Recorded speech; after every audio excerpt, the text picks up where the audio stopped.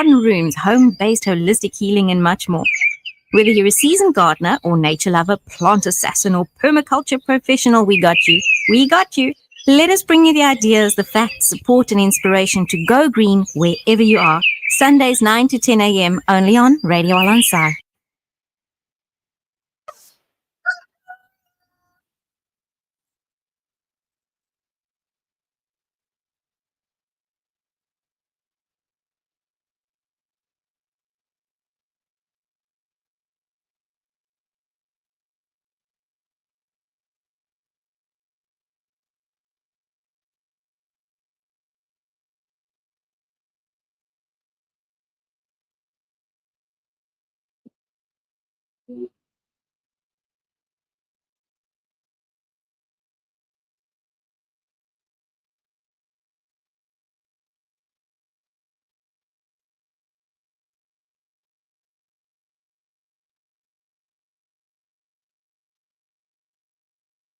Hey, hey, hey, it's Green Thumbs Up Day. That's right, it is Sunday. Sunday is the day for all things green and all things earthly. And so here we are with Green Thumbs Up, that gardening and natural living show you didn't know you needed. Woo-wee. It's an early morning this morning, folks. How is everybody out there in Al Ansar land this morning? How are you? How are you? How are you? Inshallah, all is well with you. I am Rabia Carvalho. Assalamu alaikum wa rahmatullahi wa barakatuh. And this is Green Thumbs Up. Now, you know that we talk about gardening on this show, and we talk about natural living, and that includes natural healing. And so typically our shows consist of a gloves on segment where we talk about gardening, and then we do our nature's apothecary, and then we have times when these wonderful other things come in, and we have sustainable living, and we have off-grid living, and we have specific plants or flowers and guests, and we always have such a super time on this show. So if you are with us this morning, whether you're on 90.4 FM in Durban or 105.6 FM, once again, welcome to Green Thumbs Up. Another thing that we sometimes do on this show is around the world in gardening. And so we've spoken about gardening in some countries. And in today's show, we are actually going to be talking about Palestine. Now, so much has been said about Palestine and with the genocide and with everything. I think we all have such heaviness in our hearts seeing what has been going on. And today, I wanted to do a little bit of a different spin on that. Because you see, this week, I received a phone call. I was out at the shops and I got a phone call from one of our listeners who called me up, and she was so excited. She'd come across something really, really interesting. And I thought, man alive, you know what? This is interesting, and it's about Palestine. But let me take it one step further. Let me read to you what she sent me, and then let's embark on a journey through Palestine itself, because what she sent me is about Palestine. It's basically snippets of memoirs, which are memories from the diary of a Palestinian in Gaza during the Gaza war. And the name of the Palestinian is Nahil Mahana, who's a graduate of Al-Azhar University and teaches creative writing to children and young adults in Gaza. And it really, reading this made me think, wow. You know, we are so bombarded, is probably an appropriate word, by the severity of what's happened in Palestine. But we often hope, the seeds of hope, and quite literally seeds that Palestinians have been planting in Palestine, in Gaza, throughout the war, the history of Palestine as farming communities. And so today, let's talk about that. First, I want to read to you what Sister Jamila, shout out to Sister Jamila out there. Assalamu alaikum. I know she listens to us faithfully every week. She loves the show. She had wonderful things to say about the show. Alhamdulillah.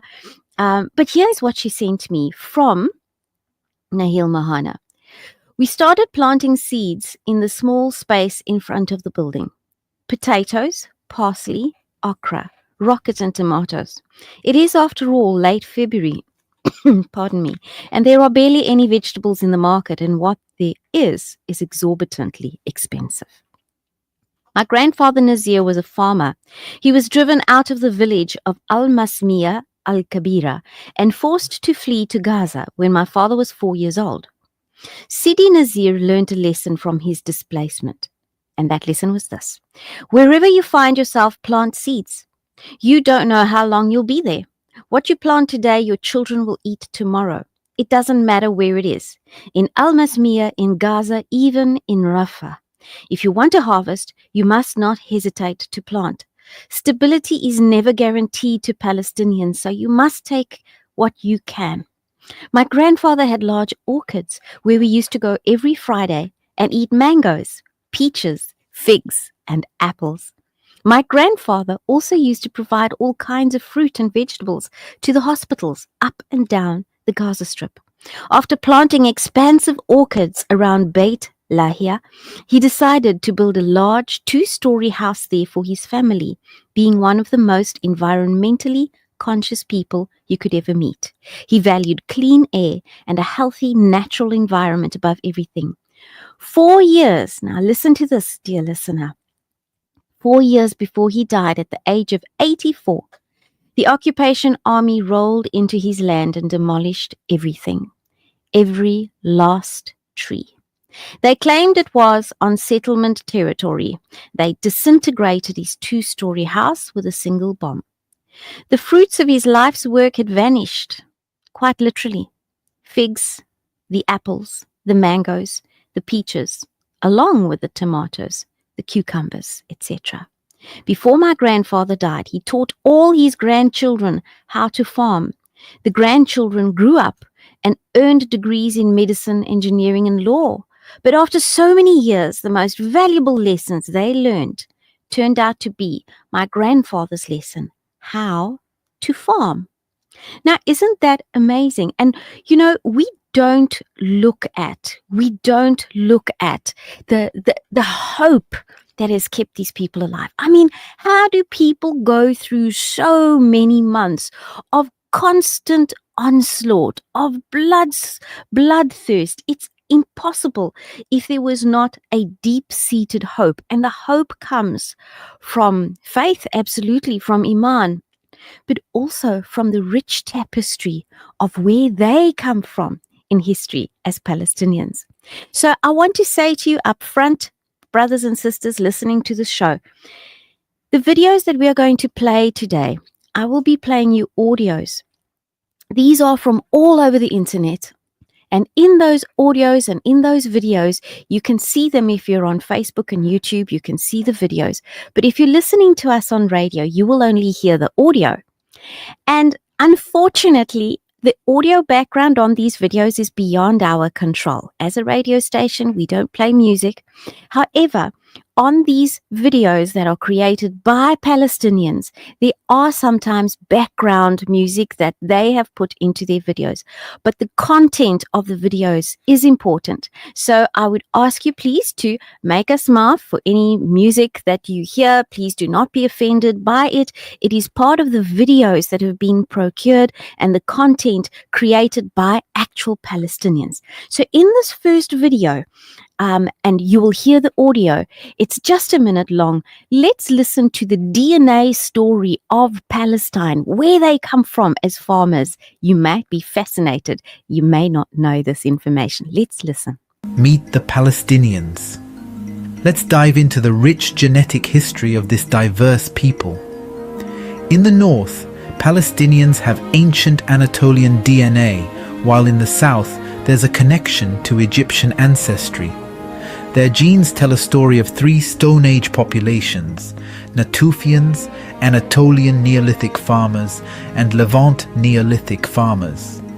The Palestinian genome is a mosaic, about 33% Natufian, 35% Anatolian farmer, and up to 60% Levant farmer DNA. From the Bronze Age Canaanites to the influences of Greeks, Italians, and Arabs, Palestinians are a blend of many cultures. Despite invasions and migrations throughout history, Palestinians have maintained a unique genetic identity rooted in one of the world's oldest regions. Discover more about the Palestinian heritage. Stay tuned for more insights into this ancient land and its people. So there we go, folks. As you can hear, Palestine it has farming built into its very, very DNA. Imagine that, all the way back from Neolithic periods. Now, Neolithic period, we're talking about prehistorical times. That is like before what we understand to be history that is studied in school. We have these farmers. Now, it wasn't just that they have all of this history and they are farmers, but they've gone a step further. Did you know in the 1840s, Palestinian farmers were so in tune with the land that they actually developed specific fruits? And one of the Palestinian innovations is the Jaffa orange. Now, the Jaffa orange, there's a brilliant little video on this. And once again, if it contains music, please understand that is not from us. That is our disclaimer. It belongs to the video. So let's listen to this Palestinian talking about Jaffa oranges and grapefruits. Without the Western media, without its lies, its deflections, its... Can you turn it up? No. Okay, then let me just take it back then. Okay. Oops, it sounds like there is a problem with the audio on that video, which is unfortunate.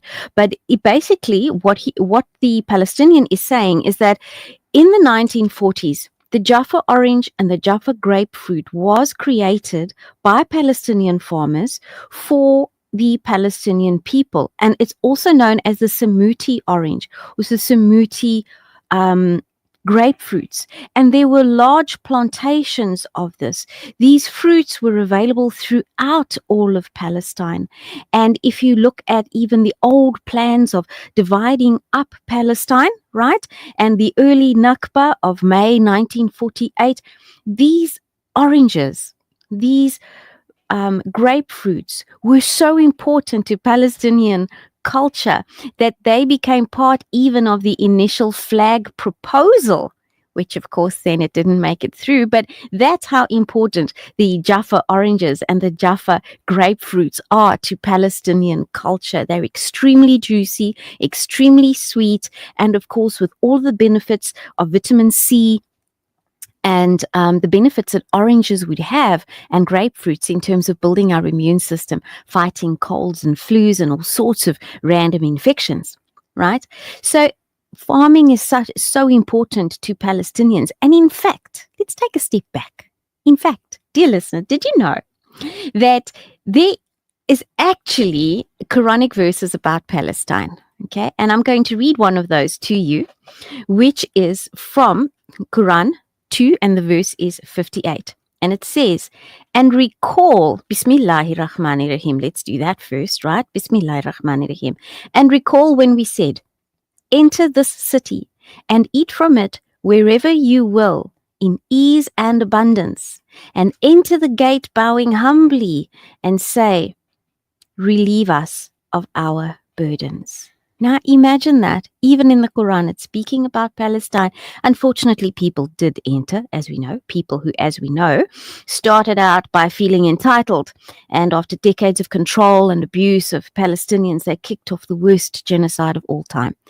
And a place that is meant to produce and to provide health and benefits to everybody has been destroyed. And it is important, as we deal with this particular show on gardening and food and natural healing in Palestine, that we also touch on what has happened from a war perspective. So I just want to play you a very short clip. We won't play it all. It's a short clip by Owen Jones. Owen Jones spoke out greatly about what has happened in Gaza and the results of this genocide and how it happened and how the media played a role in it. So let's listen to that clip. It's airbrushing of the depraved truth. Israel's genocide in Gaza would not have been possible. Through no crime in history, no crime, has been so confessed to by its perpetrators so unapologetically, so shamelessly, so proudly. From the very start, Israel's leaders, they declared that Gaza's civilians were human animals, that an entire nation out there was responsible. As the president of Israel declared, the essentials of life would be cut off, that Gaza would be reduced to a city of tents. They made clear over and over again they were going to wipe Gaza from the face of the earth and wage war against its people. There was no better predictor of what Israel would do to the Palestinian people than what they told the world they would do over and over and over again. And yet, with courageous exceptions, the Western media conspired to suppress Israel's genocidal intent while smearing the few with a platform who spoke out as dangerous, hateful extremists, turning the world upside down. That's what they did, and they are complicit in every death and every maiming. They did not even try to pretend that they believed Palestinian life had even the smallest fraction of the worth of an Israeli life or a Western life. They deferred to Israeli lies. They airbrushed atrocities. They stripped away all context and started the clock on the 7th. And let's go back to exactly that. There's a farmer who is 24 years old. His name was Yusuf Abu Rabi. May Allah subhanahu wa ta'ala grant him the highest stages of Jannah. He was 24 years old, and he decided when he and his family were forced from their home, what he did, he gathered up seeds, he gathered up seedlings, and he and his brother nurtured what they had. They grew whatever they could, and then guess what they did? They distributed the food as well as the seedlings to members of the community wherever they went. Now imagine that. You're in the midst of war and your thought is grab the seeds. What would you have grabbed? Maybe your documents, maybe your jewels. No. Brother Yusuf grabbed the seeds, the seedlings. He planted food, distributed the food, and then he didn't just teach people to fish, he gave them a fish. In this case, he didn't just give people food, but he taught them how to grow it. So he was the first to plant since the beginning of that famine. And without him, in northern Gaza, there would have been nothing to eat. Imagine that. Without one young man of 24 years old. He saw his farming as an act of resistance. That's what he did. He saw his farming as an act of resistance. Growing food is, even today, where we are sitting, if you have a pot plant and in that pot plant you are growing a herb that you are using in your food, maybe you're growing dhania, that is an act of resistance against what? Against this world where they are trying to tell us that they control our food, they control our medicine, they control our health. And who is they?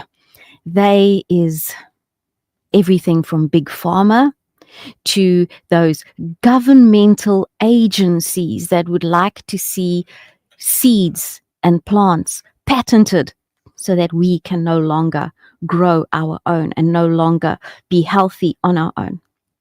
So yeah, it was an act of rebellion that Yusuf underwent. And you know what? These seeds and these plants, as you heard, if it wasn't for them, there would have been no food. If you looked at any of the social media during this genocide, you would have heard of Bisan, Asfat, brother Asfat in studio, our sound engineer. You know about Bisan, right? She was one of those journalists who's kept us informed on the ground. And you will hear her saying, this is Bisan, this is day X of the war. And now she's posting, this is Bisan, and this is day X of the ceasefire. And she talked about the gardens of food. And when we talk about gardens of food, we may think it's a big thing. No. You see, in these tent cities, in these refugee camps where there were these tents, outside these tents, just up against that fabric, were little bits of land that were cordoned off with stones. And people used whatever water they could to do what? To grow food. Had they not had the knowledge, they would not have been able to do so. And the reason for this show is because we don't know what tomorrow brings, and maybe we will one day have to grow food again. Yes, indeed. I want to take a quick message. This is coming from WhatsApp, and it says, Salams, my sister is Rohana from Phoenix. We have a pineapple plant growing in a pot. It seems to have outgrown the pot. We noticed it has some baby shoots as well. How do we transplant it to a bigger pot without killing it? Now, just as Palestinians did, they had these seedlings in small pots, and as they grew, they outgrow them, and there's something called potting on. So you can pot this pineapple plant into a bigger pot, or you can plant it directly into the ground. Pineapple plants will always outgrow a pot. Always. They grow quite big. If you have an apple tree in a pot, and she says she has one grown by seed, how can we transplant it? Absolutely, you can. All seedlings can eventually grow into the ground. What you need to do is pay attention, because pineapples want a lot of sun, and apple trees want sun, but also a little semi-shade, a few hours of shade during the day, because when you're looking out into your garden, you may find that, you plant it in a shade, in a place that's just too shady. When you put your plants into a hole, just as the Palestinians did, they did not have fertilizer, but they used food scraps. So you can use food scraps to make your own compost, or in the case of Sister Rihanna from Phoenix, make a hole in the ground, add your general NPK standard fertilizer, and put your plants in there. Now, we do need to take an ad break, folks. We are going to come back from the ad break with Nasheed. Please stay with us as we continue to speak about food growing and herbs in Palestine. Radio Ansar. This summer, dine big to win big at Chippewa Spur. Spend 350 Rand or more in store and stand a chance to win prizes worth 12,000 Rand from Hershey's Springfield. Prizes include a Rest Assured bed, a DeLonghi coffee machine, and a Kenwood food processor. Enjoy legendary tastes and great wins. Entries close January 13, 2025. Exclusive to Chippewa Spur. T's and C's to apply. Spur. A taste for life. J.Today Jamshed brings you Summer Clearance Sale with up to 50% off on all items. Avail the most exciting offer from 23rd January to 2nd February 2025. Visit our store or shop online at ca.todayjamshed.com. As promised at last year's Durban Summer Cirque, part of our profits will go to making a real difference in our community. The Al Ansar Foundation proudly completed its first borehole for the community of Redcliffe. With water shortages affecting many, our mission is clear. Let's bring clean water to more areas in need. Join us in making an impact. Call Outreach on 031-208-1601 or visit alansar.org.za to help build more boreholes and transform lives. Sallu ala al-Habib sallallahu ala Muhammad sallallahu alayhi wa alihi wasallam. Get ready for a spectacular and spiritually charged event. The head of the executive board of Dawud Islami, Maulana Haji Imran Attari, will be arriving in the lands of Hazrat Sufi Sahib rahmatullahi ta'ala alayhi to deliver a life-changing discourse. Dawud Islami will be hosting a grand family Sunnah-inspired Ijtima on the 2nd of February at the Durban Exhibition Center starting at 10 o'clock in the morning. Free Ilaj treatments will be given for any type of problem. So save the date, bring your family, and be part of this great spiritual upliftment. Sallu ala al-Habib, sallallahu ala Muhammad, sallallahu alayhi wa alihi wa sallam.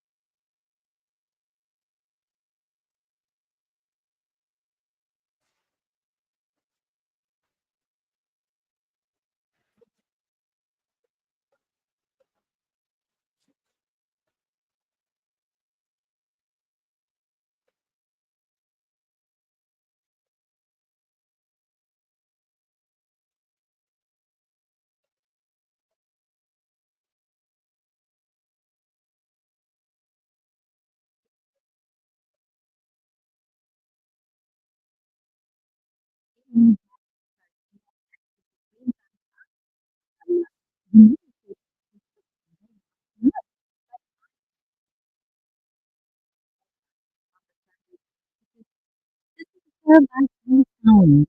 Hmm. Hmm.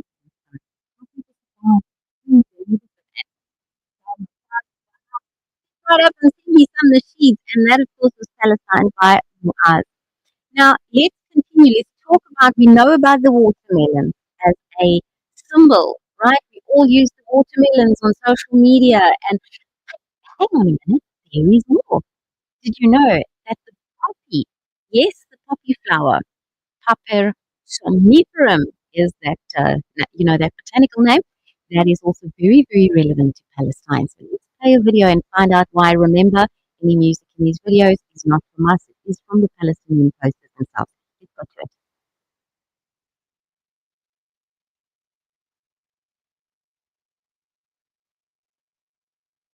And the kafiyah are all symbols of Palestine and the Palestinian resistance. But did you know that the poppy is also a symbol of resistance and indigenous Palestinian heritage? The poppy is the national flower of Palestine and is symbolic for a number of reasons. Firstly, the flower features all four colours that make up the Palestinian flag: red, black, white and green. The rich red colour also represents the bloodshed by those who have fought for the Palestinian nation. And in the spring, the flower blankets fields in the region with its bright red colour. The Palestinian American professor Nasser Abu Farha said, "The poppy symbolises the relationship of exchange and reciprocity between the Palestinian's life and the land of Palestine, where the Palestinian's body gives life to the land of Palestine."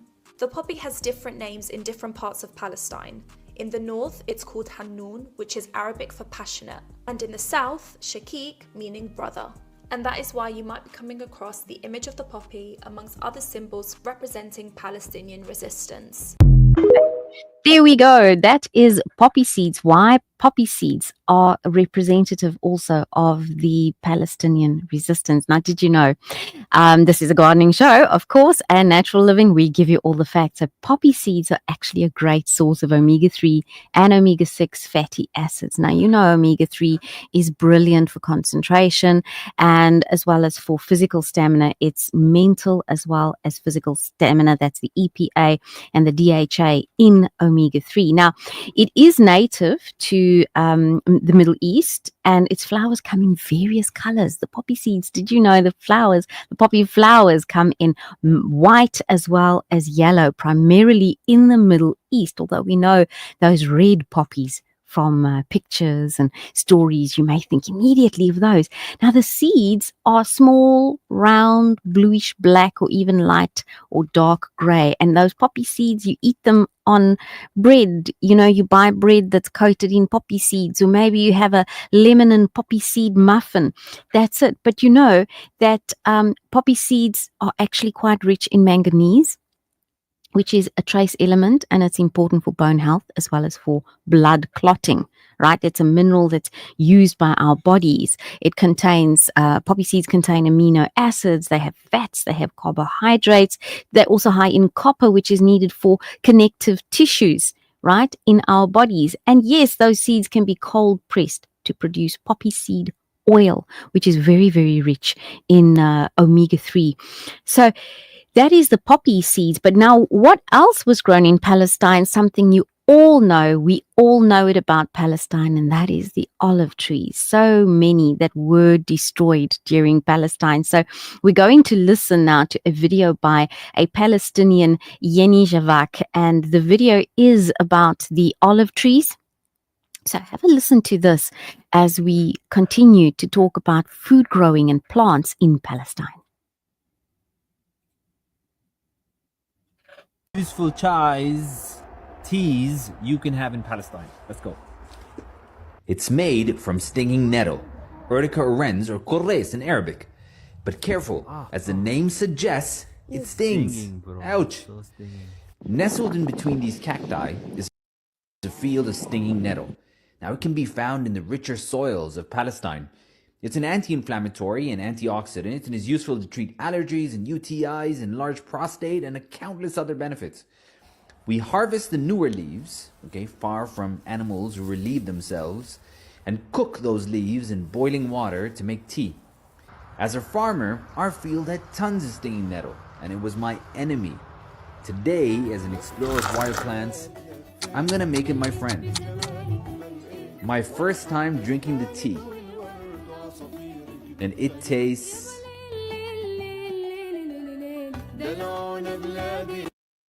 There we go, folks. As you can hear, I put the wrong video up.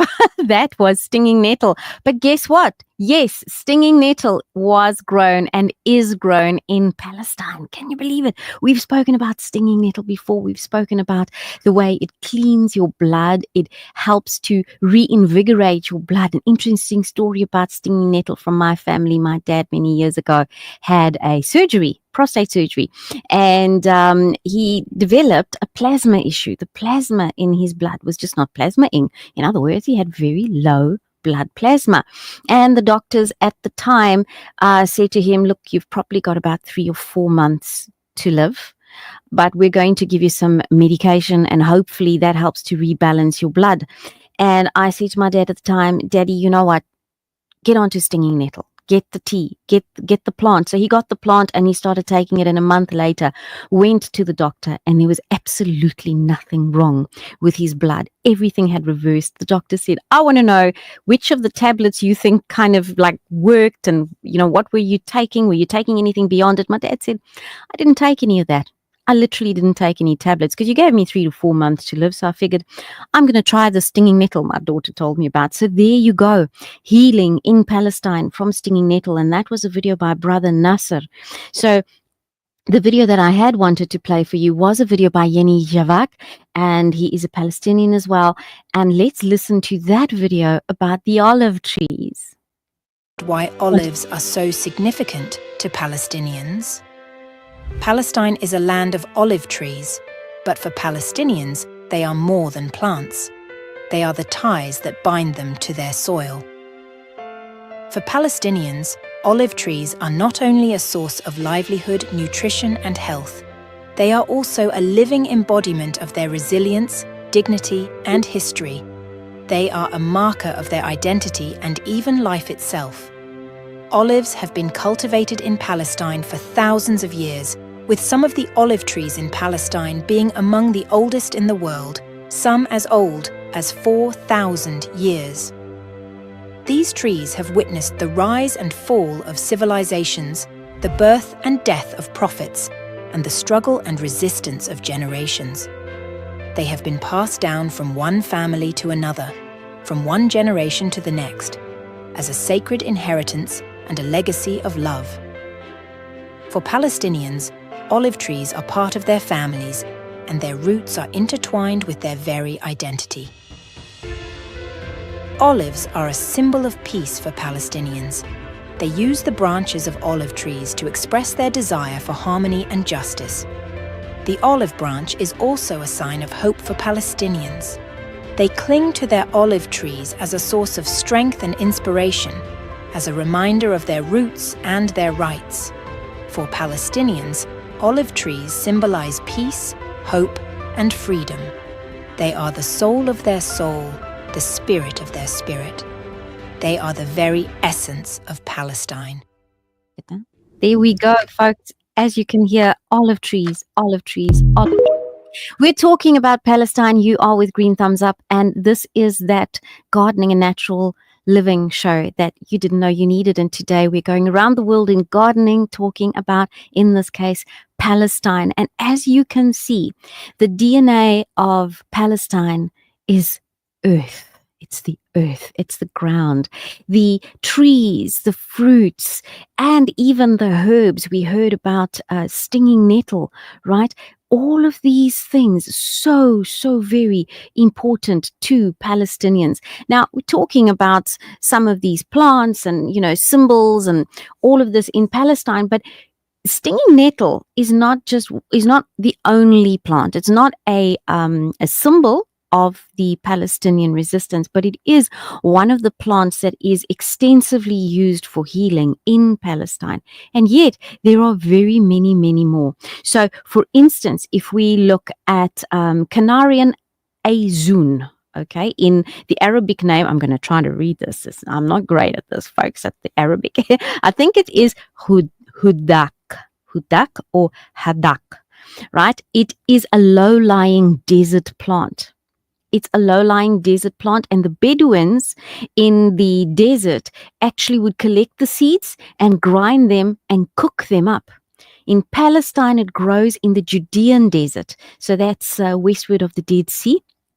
And it also grows in the southeastern portions of the Negev and as far as the Great Rift Valley. There is also the wild leek, known as the thum, in Palestine. And those leaves are eaten as a fresh salad herb. The wild leek is actually protected, but not under Palestinian law. It's under Israeli law.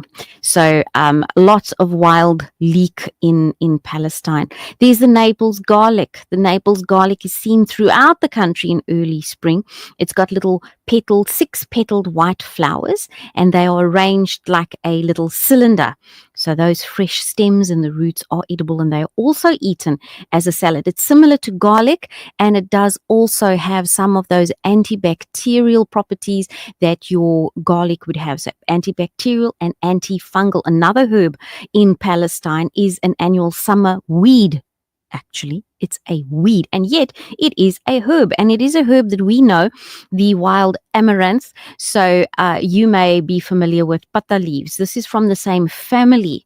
It's not pata, but it is of the same family, and the plant has been used for centuries also as both medicine and food. Then we've got the Stringos buglows. Imagine that. How's that name? And in Arabic, it is lisan, ithar, or hemham. Hemham, I like that name. And the young leaves of that grow in the spring, and they are boiled. After boiling, they get finely chopped, sauteed in oil and garlic, and they are used as a meat garnish or with eggs. It is a bitter herb, so once again, it is going to help to boost the digestive tract. Look at that. Look at how the earth in Palestine, the plants in Palestine, everything brings health and brings goodness. Alhamdulillah. They've also got wild celery, which they call parsley. It's their version of parsley. And although it's found in the wild, it's actually largely cultivated now. And that is grown in the regions of the Sea of Galilee. It's eaten raw as a salad, as well as with pickles, and it's also cut and put into cooked foods. So it's a species that grows in Palestine specifically, and there's another species called the Aku plain, and don't confuse that with hemlock. It looks a little bit like hemlock, but it isn't that. Other herbs, the Judean wormwood, which we know wormwood to be a anti-parasitic plant to get rid of parasites in the gut and therefore help to heal the gut. There we go. That's in Palestine. And people make a decoction of it, or a tea. There is the arum. The arum is basically our arum lilies, right? The leaves and the tubers are edible after they have been leached of their toxins. So the Palestinians know, don't just take your arum lily and stick that bulb in a pot, folks. That ain't gonna work. However, the Palestinians know what to do, how to remove the toxins, and then they eat those cooked leaves and the roots with rice. There's prickly asparagus. There's a common astoma, is another plant that grows in the Judean mountains. There's the shrubby saltbush. Okay, the leaves of that shrub they can be eaten either fresh or they can be boiled. Again, you're normally eaten with eggs and normally made with olive oil, water, and chopped bulb onions. Imagine that. Sometimes the Palestinians mix that up with sour goat's milk or yogurt, and that is the shrubby saltbush. There are white beets, there's buckler mustards, there's the caper bush. We've spoken about capers before. Shepherd's purse. Now, how amazing is shepherd's purse, and that it grows in Palestine? And I want you to begin to think about the benefits of these plants, as I mentioned them, and the situation in Palestine, and how incredible it is that these are the indigenous herbs, medicinal herbs in Palestine. How amazing is it? Shepherd's purse. Now, in the olden days, shepherd's purse was used as a substitute for pepper because pepper wasn't easily available. And it's a weed. It grows everywhere in Durban as well, if you know how to identify it. It grows these little heart-shaped pods once the flowers have bloomed. And those little heart-shaped pods are peppery, and so they can be ground and they can be dried out, ground and used as pepper. But shepherd's purse is a blood stauncher. It stops internal bleeding. It stops external bleeding. Think about that, subhanallah, within the context of Palestine's history. Think about the fact that that is an indigenous plant, that an anti-parasitic plant that we mentioned before is an indigenous plant, that plants that treat the gut in a place where there is famine is an indigenous plant. If that isn't moving your heart, then I honestly I give up. I give up if that doesn't move your heart. So there are herbs, there are plants grown in Palestine. And you know what? Everything that went on in Palestine during that time, during this genocide, folks are growing food. But not only that, the fact that folks in Palestine were growing food inspired people around the world to grow food gardens as well. And inspiring people to grow food gardens also happened in the UK, in a university in particular, and that is Oxford University, where the students got together. And we do have a video that we're going to play about that Oxford University food garden, where students actually decided to get together and grow a food garden / memorial garden for Palestine. This happened around the world. Food, growing food. Let's listen to the Gaza Memorial Garden and a student at the Oxford University talking about this. Zones in the garden. One, in the former site of the media tent, we've planted colour-coded poppies and za'atar, and that's dedicated to the memory of Shireen Abu Akleh. And then behind that, we have a kitchen garden where our kitchen tent was to serve food to the community during the encampment, and that includes lots of edible species, including strawberries, in recognition of the fact that this year there was no strawberry harvest in Gaza. Behind that we have a memorial to the birds of Palestine, which includes species like the Palestinian sunbird, which is the national symbol, alongside swifts, which shows the swifts moving in and out without borders. And then we have several mounds referencing the martyrs. The statistics that are written on the headboards are completely harrowing and show us the reason why we are here to protest. And of course, we have the olive tree. For us, of course, the garden is a space we look after, and we think about our relationship to land and to stewarding, and not as property, which is of course how the university sees it. Oxford University cruelly and casually destroyed the Gaza Memorial Garden, which reflects on its continued complicity in genocide, occupation and apartheid. Of Oxford University decided that they wanted no part of this, and so they destroyed that food garden, that memorial garden.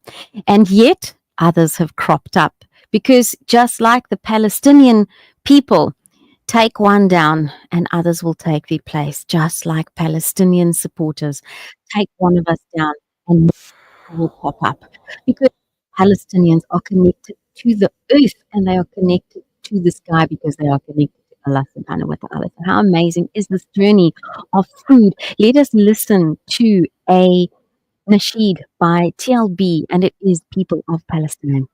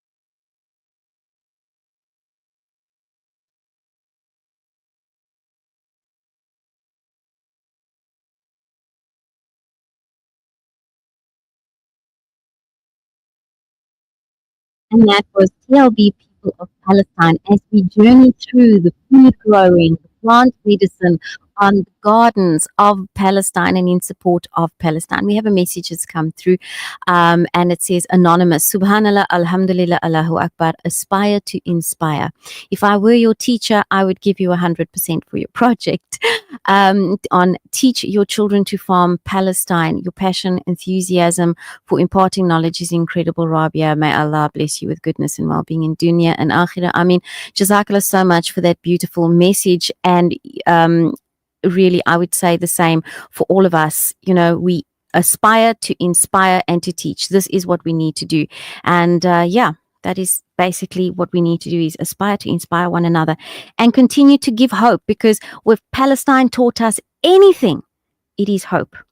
I have this kind of image in my mind as we journey through Palestine, almost of, you know, people coming out from the earth and digging up but they get dug up out of the rubble. And what do? They go straight back to farming. They go straight back to growing food. They do not rely on anything except that which Allah subhanahu wa ta'ala has given them, which is the food. The food as medicine and one another. And again, one gets taken down and more rise up. So in summary, there was a message that I came across also on social media from the daughter of a farmer who has grown olives and olive trees for decades. It's been in his family for centuries. And so many times his farm has been destroyed. And so many times, do you know what he's done? He's just put the seeds back into the ground. So you and I, there's no reason for us to not grow a seed. If nothing else, grow a plant in honor of Palestine. You are helping the air around you because it's oxygenating the air during the day. You are helping your children because they get to see the cycle of life. You are helping your children to understand the value of work by taking care of the plant. You're understanding the value of family when it's that family plant, even if it just is one pot plant.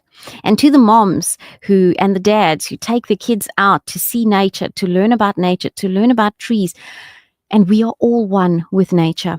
I'm going to close with this one video because it is time for Sister Salma Kazi Wahab's Sunday Lounge. And this is a message from the olive farmer and from his daughter Salma Shawa. With my father. Baba, where were your olive trees planted? Bet Hanun. Is that in the north or the south? North.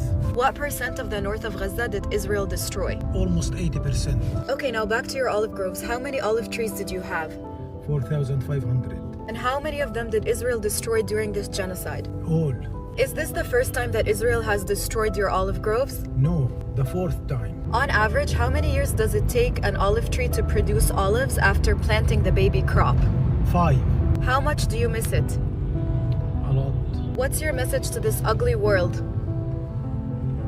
We'll be back. And listen to that last sentence. Listen to that last sentence. We will be back.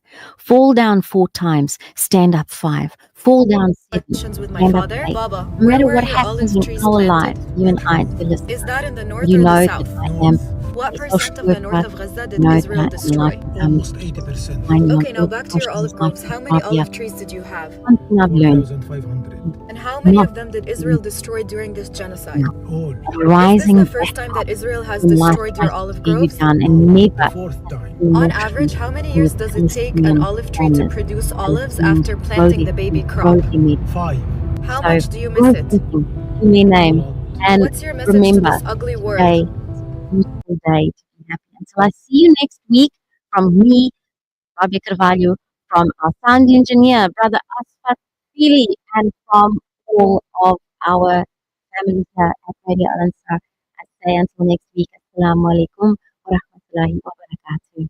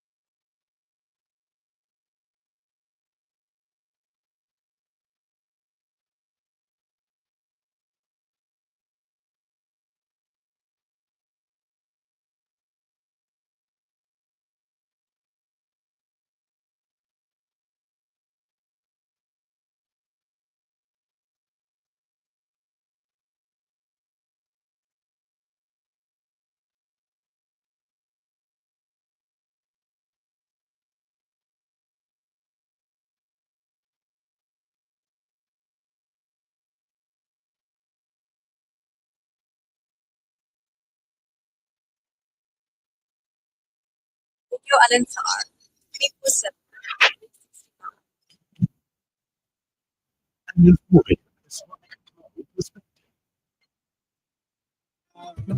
This is Al-Ansar